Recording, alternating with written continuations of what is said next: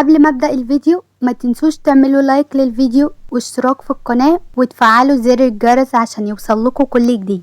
دينا كانت قاعدة بتفكر هتعمل ايه. هي ما فكرتش ابدا ان ممكن الموضوع يتقلب عليها، وما كانتش متخيلة ان انتقامه ممكن يوصل ان هو يتجوز. واخدت نفس طويل وقالت هو هيعمل ايه فيا بس؟ هيتجوزني وهيقتلني بعدها؟ والله ممكن يعملها، ما يعملهاش ليه؟ يا رب يا رب خليك معاي وابعد الشيطان ده عني. وبعدها تليفونها رن وكان رقم غريب، فما ردتش بس فضل يرن عليها. دينا بعصبية الو، ايه بس مين مزعلك يا روحي مين معاي؟ جوزك المستقبلي يا عمري. ايه معرفتيش صوتي؟ وجبت رقمي منين؟ دي حاجة بسيطة جدا، هو انت ما سمعتيش عن احمد الكيلاني قبل كده ولا ايه؟ وكمل وهو بيضحك ضحكة نصر.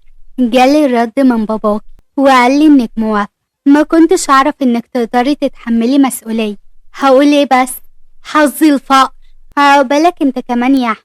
لا يا قلبي مش فقر ولا حاجة، بكرة تشوفي كله بنفسي. وقفل التليفون. استغربت دينا من كلام وخدت نفس طويل بالزعل. اوف، شكل اللي عملتيه طول عمرك هيطلع على دماغك دلوقتي. ادم وصل احلام البيت وطلع على الشركة وقابل حازم. ادم انت اللي رفضت التعامل معاه، انا قرأت العقود وكلها كانت تمام، رفضتهم وخلاص. ما انا عايزة افهم برضه، انت عارف ان انا ما باخدش قرار غير وانا مفكر فيه، واحنا مش محتاجين نتعامل معاه. تمام، بس انا جالي منهم رسالة واننا نفكر تاني وانهم هيستنوا الرد باسرع ما يمكن. هو ايه اللي حصل؟ طيب فهمني. ابعت لهم ان الشغل ما بينا خلص. وخرج من المكتب. اوف يا رب صبرني، البني ادم ده هيشلني والله. في المكتب ادم قعد يفكر وغمض عينيه بزعل وافتكر دموعها اللي كانت هتموته. وفي بيت احلام كانت قاعده بتعيط وبتفتكر كل اللي حصل ما بينهم في السفريه دي، وازاي رفع في وشها السلاح والبنت دي قربت منه حتى لو كان غصب عنه. وادم كان متعصب طول اليوم والكل بيتجنبه وخايف منه، وهو كان مركز في الشغل طول الوقت عشان يشغل تفكير. وبعد يومين اتفق احمد مع والد دينا على الخطوبة، والخطوبة اتعملت في مكان كبير جدا وكان فيه ناس كتير من رجال اعمال وممثلين. وكانت احلام قاعدة هي وميسة ورهاب وكانوا مستنيين دخول دينا، بس احلام كانت بتبص في كل مكان علشان طبعا تشوف ادم لانه كان وحشها جدا. وما اتكلموش من اخر مرة علشان احلام قفلت تليفونها وما كانتش بتروح الشارع.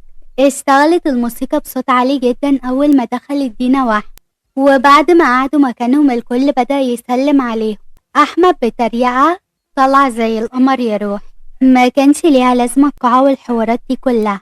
اللي يشوف كل التجهيزات دي يقول اننا بنعشق بعض. اكيد يعني مش هعمل الهليلة دي كلها لو انا واخد واحدة مش بحبها. دينا استغربت كلامه جدا بس ما قدرتش تتكلم معاه بسبب شوية من صحابها اللي جم علشان يسلموا عليه. وبعد شوية دخل ادم وراح على أحمد علشان يسلم عليه ويبارك. الف مبروك. الله يبارك فيك يا ادم. مبروك يا دين. الله يبارك فيك يا ابو الناس. سلام، انا بقى اسيبكم مع بعض. وقعد على ترابيزة ويوسف وحازم راحوا قعدوا معاه. كل ده واحلام شايفاه وما غابش من قدام عينيها لحظة. هو كان وحشها جدا، عينيها دمعت وقامت علشان تدخل الحمام علشان محدش يشوف، بس هو كان شايفها فاخد نفس طويل بتنهيد وكمل كلامه مع الشباب. احلام لما رجعت ملقتوش علشان كان ماشي. ميسة بابتسامة هي كانت بتحاول تخلي احلام تنسى زعلها. تعالي نبارك لدين، ايه رايك يا رهاب؟ وراحوا هما التلاتة علشان يباركولها. الف مبروك يا روح. الله يبارك فيكي يا حبيبتي. ميسة بتوتر الله يبارك فيكي يا دين. اسمها الف مبروك يا ميسة. وقعدوا كلهم يضحكوا. ميسة وهي بتضحك معلش يا اخي، اللي يشوف علم مصر ده كله ما يعرفش ينطق اصلا. الف مبروك يا حبيبتي، وربنا يتمم لك على خير. وقالب بزعل في حاجات كتيرة حصلت من وراي بس المهم انكم اتخطبتوا. وبعد ما خلصت الكلمة سحبها احمد بسرعة قبل ما تقول اي حاجة تاني. اسكت الله يخرب بيتك هتفضحيني. نعم، هفضحك ازاي يعني؟ هبحكيلك كل حاجة بعدين. يلا نجري من وشي، ياخدونا لحم ويرمونا عظم. الله يرحم أيام زمان، فاكر ولا فكرك؟ يلا غوري من وشي. ماشي، هيجي يوم وتحتاجني تاني، وبكرة أقولك بطلت يا أحمد.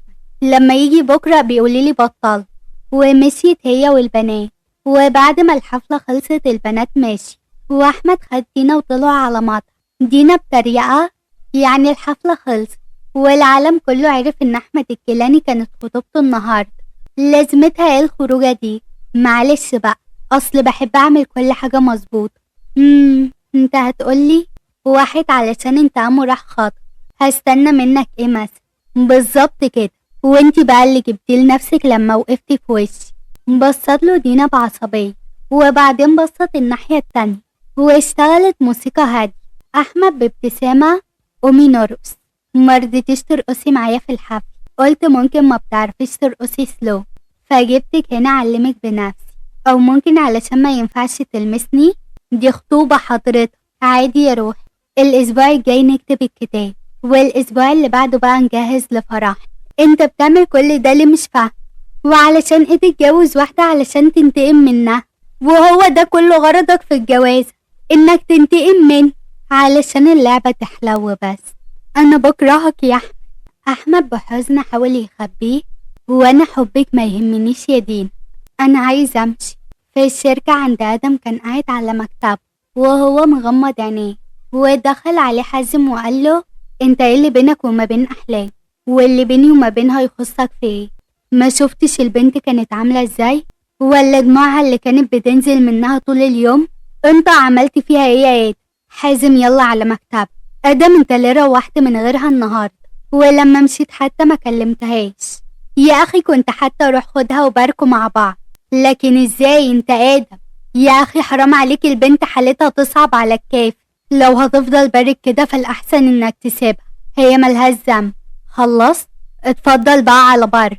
حازم وهو بيحاول يسيطر على عصبيته: طيب يا ادم، انت ما كلمتهاش ليه؟ انا ملاحظ ان انت دخلت على الاسبوع من غير ما تكلمها. طيب ما قلتلهاش كلمتين كويسين ليه؟ حتى لو هي زعلان. ادم انت بتحبها، بتوجعها ليه بس؟ سايبها لغاية دلوقتي. على فكرة هي هتروح منه وهتندم، لان مفيش زي مرات. اسمع مني يا صاحبي وحل مشاكلك مع مرات، ما تسيبهاش تتوجع اكتر من كده. الزعل لوقت طويل مش حلو. ادم بهدوء: حاولت اكلمها اكتر من مرة وبتتهرب مني، يبقى ببعد انا واسيبها براحتها. ليه؟ حصل ايه خليها تهرب مني؟ خلاص يا حازم، مرة تانية نتكلم في الموضوع ده. انت ايه يا جدع؟ انا بستحملك علشان بحب، وعلشان انت اخويا ومتربيين مع بعض وواخد على طبع. هي ذنبها ان هي حبتك يا ادم، طبعك وبرودك هيبعدها عنك صدقني. صح يا حازم، كل اللي هيقرب مني هيتوجع وبس، وده ذنبكم انكم حواليا. وسابوه ومشي. ادم استنى اسمعني بس. طيب قولي انت رايح فين؟ بس ادم ما كانش بيرد عليه. ولحد كده استنونا في الحلقة الجاية، وما تنسوش تعملوا لايك للفيديو واشتراك في القناة وتفعلوا زر الجرس علشان يوصل لكم كل جديد.